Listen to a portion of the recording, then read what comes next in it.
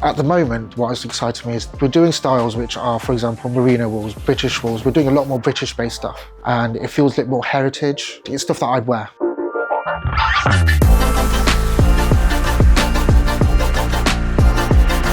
Why knitwear manufacturing? Well, it's been in the family for about 30 years now. You know, when I start, a lot of factories in Leicester, they're doing textiles, so I start doing the same.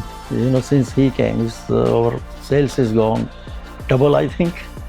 Everyone is really passionate here, especially the production staff. They are really passionate about what we do, especially in the last 3 or 4 years, since we've been getting better and better orders, and the styles that we're doing are a lot more high-end. They're so passionate about it, which is good. They enjoy working on these kind of styles instead of the fast fashion kind of stuff like we used to back in the day. Actually, one of the new customers that bought me from Source Fashion was a cricket jumper guy, and that's what got me into it. And since then, we have grown our wool business a lot. The customers that come towards me, they do want to use British-made materials, and they want a British manufacturer, and they want to make sure it's not gone to China or something like that, and, you know, turned around and come back to the UK. It's so important about the British heritage that they do love.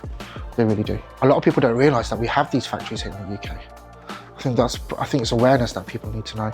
They just don't see it. A knitwear factory or a leisurewear factory or a jersey factory, they just don't see it. They just don't see it. I wish that they could understand that we can do it here. And when it comes to price difference, there's not that much difference anymore. What you can do in Portugal or Italy, we can absolutely do it here as well.